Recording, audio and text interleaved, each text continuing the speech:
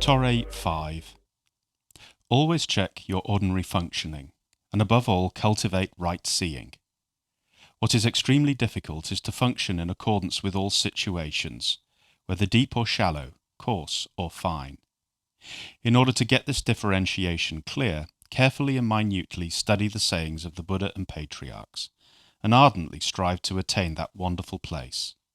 This is called the single eye of passing the barrier. Daibi comment. With the stage of authentication of attainment attained, the next chapter on passing the barrier stresses the importance of the functioning of the insight in everyday life.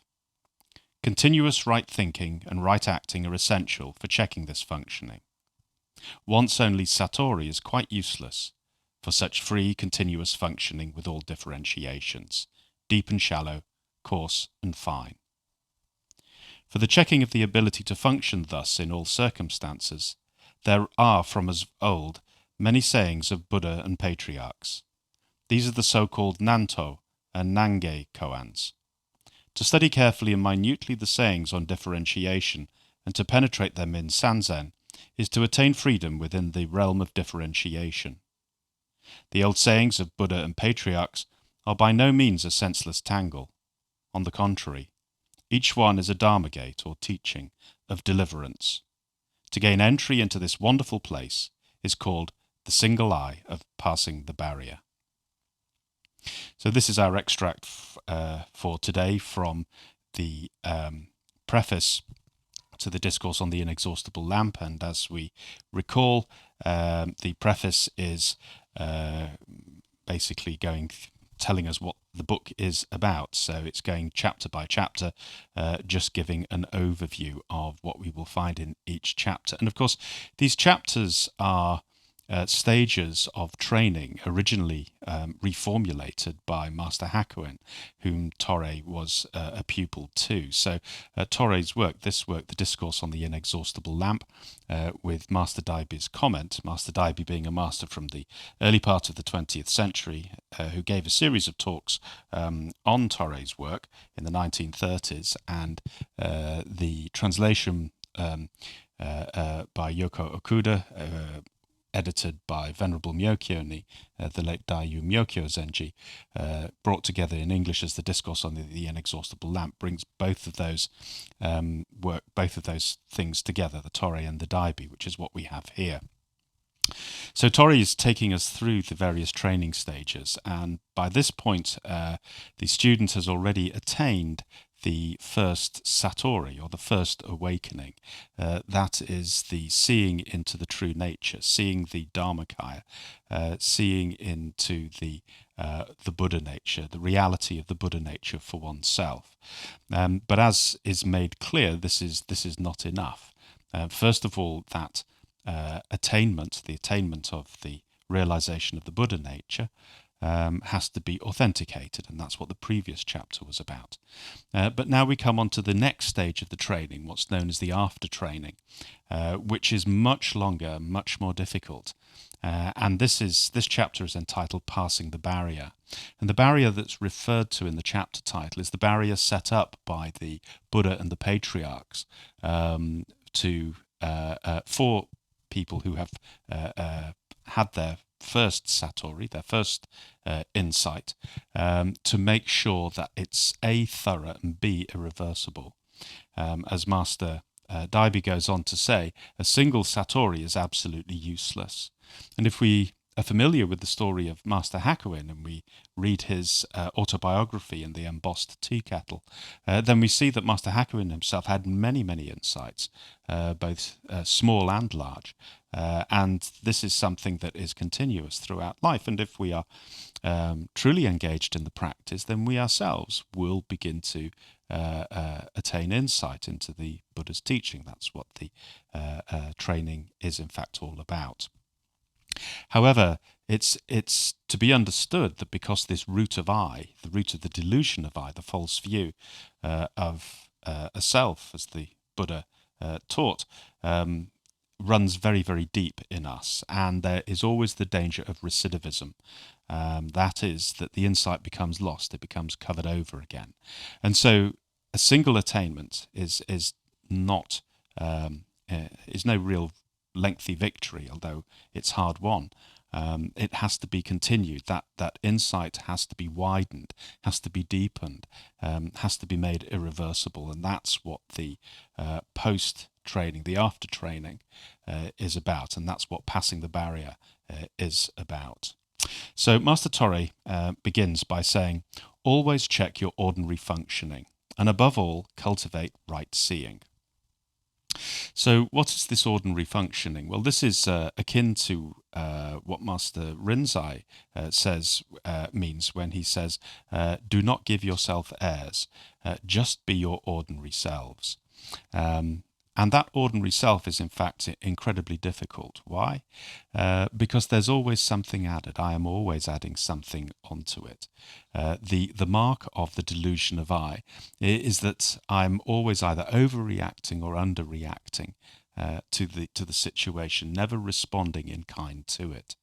And this responding in kind is something that is attained when the cultivation of samadhi is sufficiently strong enough. What Ayakima, a contemporary Western Theravadan nun, used to call meditation muscle. Well, meditation muscle is the ability to allow samadhi, that is the at oneness with what at this moment is being done, to prevail in all circumstances. And this is what needs to be cultivated in this post-Satori training. This is what's referred to as the ordinary functioning. In the ordinary functioning, that samadhi prevails throughout all the circumstances. And if we look at our own training, the first question we have to ask ourselves is that so? How even is that training? Or is it patchy? Is it patchwork? There's a nice story that one of the senior members of the Zen group that I go to tells from the Jewish tradition of a man who, for the Sabbath, decides to forego all food and all drink as a sort of religious practice, and so from the sunset on the Friday to sunset on the Saturday. And the food is not so difficult, but the going without the liquid, that proved rather difficult. And he managed it right the way up till about an hour before sunset on the Saturday. And then suddenly he was overtaken by a profound thirst. And he goes to the well, and he thinks he simply has to have some water, and he winds up the bucket and scoops with a cup into the water, and is just about to bring it to his lips when suddenly the thirst vanishes, and he realizes it's gone. And so he's sort of almost coming out of a dream of that hot desire. He pours the water back and doesn't drink it, and an hour later there's sunset, and then he goes to the synagogue for the service, and as he walks up the steps to the synagogue, the rabbi who's standing at the top, a rather stern figure, turns to him, shakes his head, and just says, "Patchwork," which seems rather a sort of rough judgment on somebody who actually did carry it out, but it was patchwork. He almost gave in, and when we get to this after training, that thoroughness becomes important now. The work becomes extremely serious, because this person may well go on to become a teacher, and that makes this person responsible for the welfare of others, because a teacher is responsible. And if that person, him or herself, if their own training has not been thorough, then that person could be guilty, that teacher could be guilty of leading others astray. And that is very serious indeed. We can leave that there. So always check your ordinary functioning. This is now when the fine detail comes in. And above all, cultivate right seeing. And right seeing is the first stage on the Noble Eightfold Path. So interesting that here in sort of more modern times. 18th century is reasonably modern in Buddhist history. Here we have a Zen master, pupil of Master Hakuin, referring to those early Buddhist teachings, making very clear that Zen is very much a school of Buddhism. That clear seeing, which is part of the wisdom pillar of the Noble Eightfold Path as well. Because if the eye is cloudy, then if the eye does not see correctly, then how can we hope to find our way? And this is really the nub of what we are doing in this training. This training is not about getting knowledge; it's about attaining wisdom. And wisdom is not about what you know; it's about whether or not the seeing, whether or not the consciousness that perceives is clear, or whether it's afflicted by false views of self, by greed, hatred, and the delusion, obviously, of attack that's caused by my attachments to duality, to self and other, and so on. So Torre's admonition is that first stage on the Noble Eightfold Path is to be attained. He goes on. What is extremely difficult is to function in accordance with all situations, whether deep or shallow, coarse or fine. So deep, shallow, coarse, fine. These are the pairs of opposites as I perceive them. But actually they are all circumstances. These different circumstances are given the term differentiation, which we will come in. Because the first insight, the Satori, is the recognition that all things share the commonality, share the Buddha nature, that all things are manifestations of the Buddha nature, and so this is the wisdom of oneness, the wisdom of the unity of all things. But that can also lead to an error as well. It can lead to the error of thinking that everything is actually the same: high and low, good and bad, right and wrong, left and right, up and down, coarse, fine, and so on. And they're not. And so this after training now looks at the differentiations, that yes, all things share the one nature, and yet they are all different, which is something that no eye can get his head round, because I lives in a binary world of this and that, me and you, right and wrong, high and low, and not only that, but these things are in opposition to each other. One is better and one is worse as far as I'm concerned. So I have not only preferences, but I have wants. So I like this and I don't like that. I will have this and I won't have that. I approve of this and I do not approve of that. And our worlds are painted in these colours that the afflicted consciousness projects out into the world, and which the world then reflects back to consciousness. And we take those things as real, not recognizing that in fact they are my own pictures, they are my own excreations in accordance with the things that I like.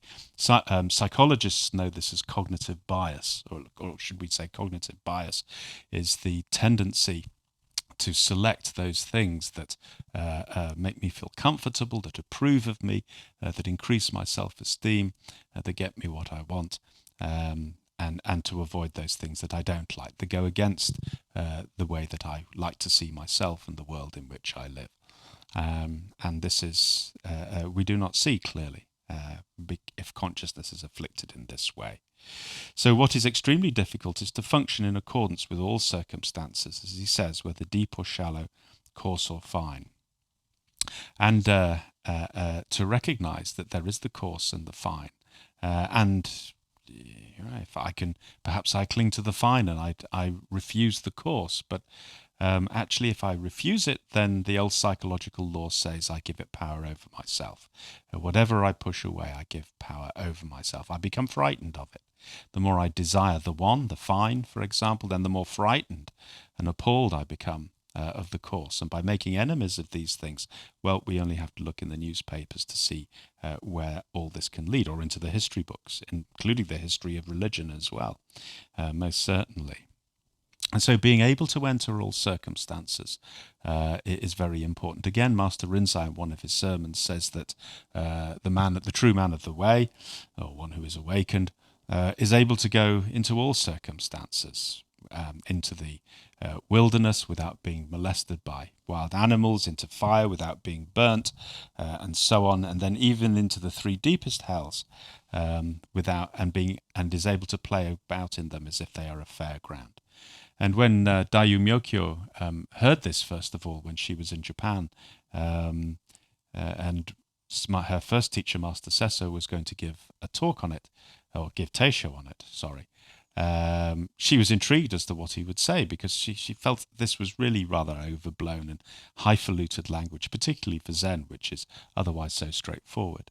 And Master Sesso picked it up straight away and said, if we read this passage, it sounds frivolous, almost callous, those bodhisattvas playing around in the fairground whilst everyone is suffering. But do we not see that if they were unable to treat it as if it were genuinely a fair ground, then they would so easily themselves be caught up in that suffering.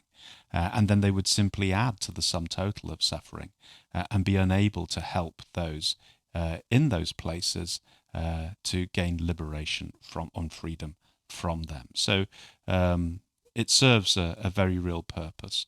It is not indifference to. The bodhisattva has the capacity to feel suffering deeply, however, not to be carried away by it, which is the difference between a bodhisattva and an ordinary suffering being. So that deep, shallow, coarse or fine.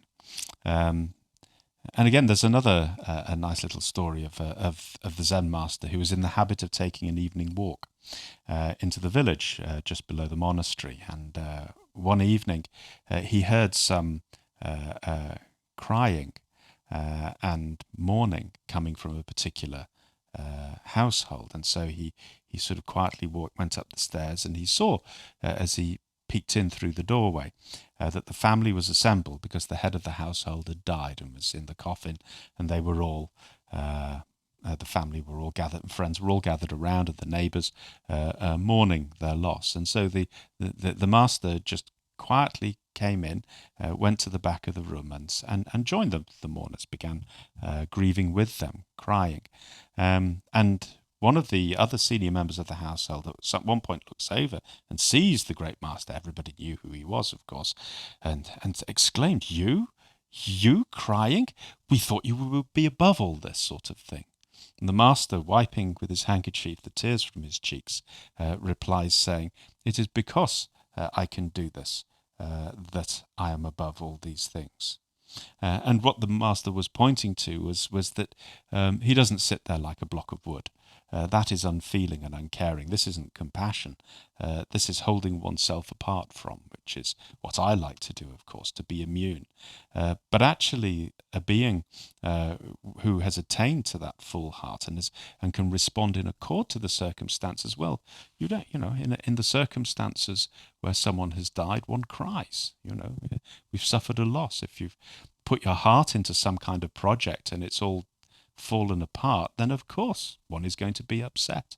But as Master Rinzai says in a lovely saying, to cry but not to be carried away by tears, to laugh but not to be carried away by laughter. There is the middle way that's attained in all those circumstances. This is the unity in the differentiation. This is how the unity of the Buddha nature responds in the different circumstances. First it's one thing and then it's another, and it can enter and it can leave without taking issue with what's going on. An interesting experiment is when we're sitting meditation and that meditation is being disturbed in some way. Sometimes you sit down to meditation and over the road there's building works going on, or there's road works and there's the hammer drill like this. And what happens? Do I take issue with it? Is it spoiling my meditation? I remember reading once. I think it was the occultist Aleister Crowley once advocated that if a barking dog disturbs your meditation, get a gun and go out and shoot it. Well, that's exactly what we don't do, because the world has barking dogs as well, and it's tolerance is being able to tolerate those things that I find difficult to bear with. That's how the virtue, that's how the strength of tolerance is built up. We don't tolerate things that we don't mind or even like. Anyone can tolerate a cream cake if that's your fancy. But to tolerate a hammer drill just outside your window when you're trying to meditate and going quiet is much more difficult. So do we push away the hammer drill, or do we empty out the complaining self? Well, hopefully it's obvious which one has to be let go. In order to get this differentiation clear, carefully and minutely study the sayings of the Buddha and patriarchs, and ardently strive to attain that wonderful place. This is called the single eye of passing the barrier. So in order to pass the barrier, then, of course, at this point, the students have to undergo further Koan training with the many Koans that come down through the tradition that involve the sayings of the Buddhas and the patriarchs that produce all the various situations that then the student has to master. And that all takes place in the interview room, of course. So Master Daibi comments, with the stage of authentication of attainment attained, the next chapter on passing the barrier stresses the importance of the functioning of the insight in everyday life. Continuous right thinking and right acting are essential for checking this functioning. Once only Satori is quite useless for such free continuous functioning within all differentiations, deep and shallow, coarse and fine, echoing what Master Torre has just said. So Master Daibi now brings in two further stages of the Noble Eightfold Path, right thinking and right acting. So if we remember, we have right seeing, right thinking, right speaking, right action, right livelihood, and then right effort, awareness, and meditation, which makes up the complete eight. So we've had Master Torre points to right seeing, and now we are complemented with that right thinking, which forms the other, or sometimes called right intention, which forms the other leg of the wisdom pillar, right seeing and thinking going together. And interestingly, of course, if we look to Master Hakuin, we should do, because this is Torre is his pupil. Master Hakuin wrote the Song of Meditation, and in that Song of Meditation, Master Hakuin exhorts, take the thought of no thought for thought. And taking the thought of no thought for thought is the right thinking. And what this means actually is not so much that having no thoughts at all, but not being carried away by thoughts. Meditation is not about somehow just crushing all thoughts out. If I try and get rid of a thought, then in fact it's rather like the turtle who tries to wipe out his footprints in the sand using his tail. He only makes a bigger mess. And if we've tried to stop thought through an act of will, that act of will itself is a thought, and it's simply adding more fuel to an already raging fire. So instead, what we do is simply let go. We simply return to the object of the meditation or the object in daily life, giving ourselves wholeheartedly into what at this moment is being done anyway.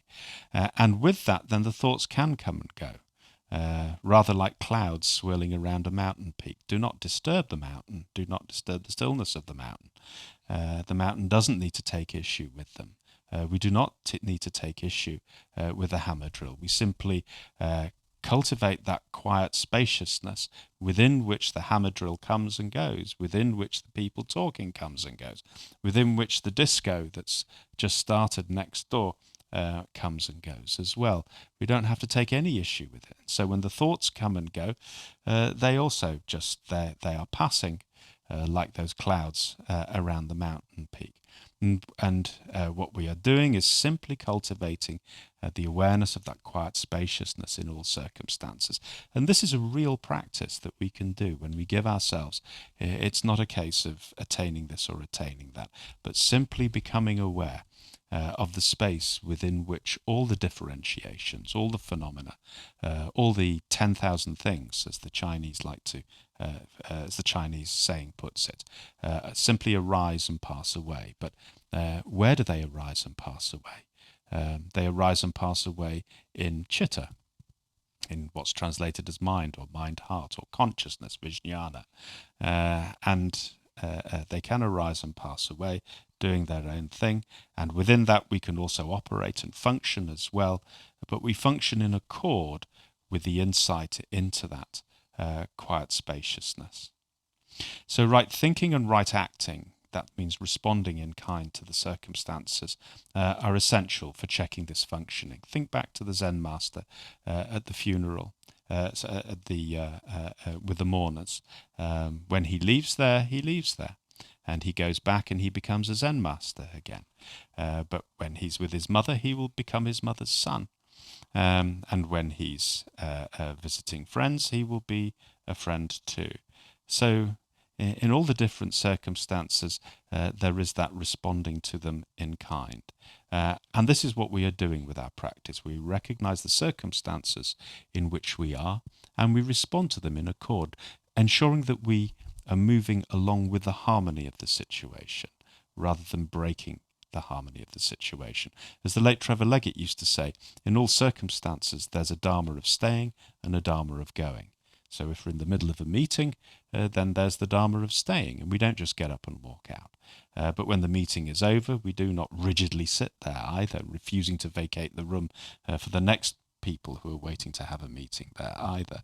We respond in kind to the circumstances. Of course, this is something I find very difficult to do because I colour those circumstances by not going along with circumstances as they are, not recognizing the harmony and moving in kind, in accord with them, but imposing my own will on them.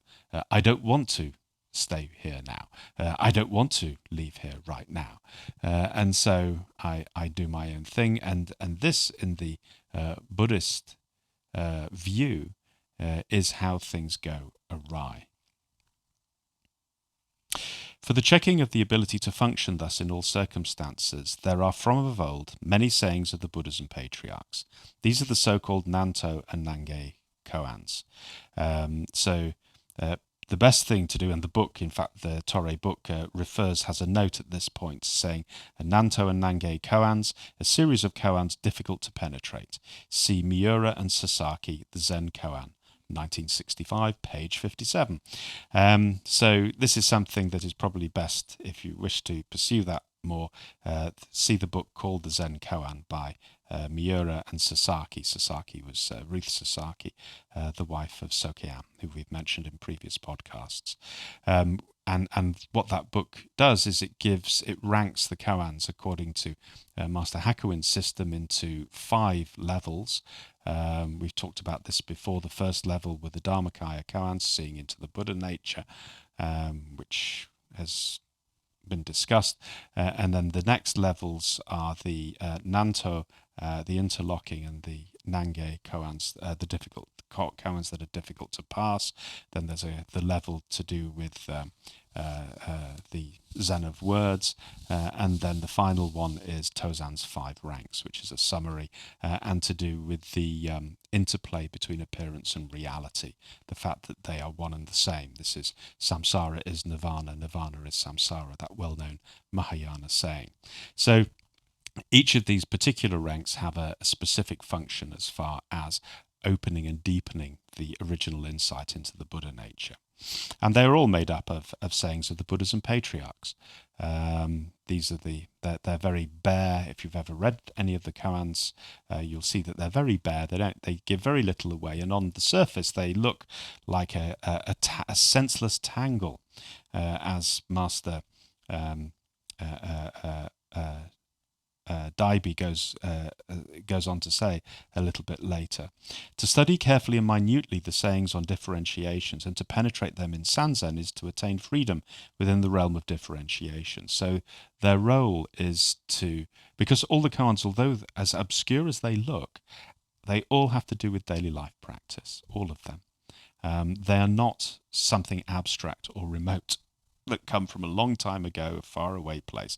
They point directly to the circumstances in which we are all living our lives, and they require the ability to be able to enter into and to go with the situation that the koan describes, and then bring it to life.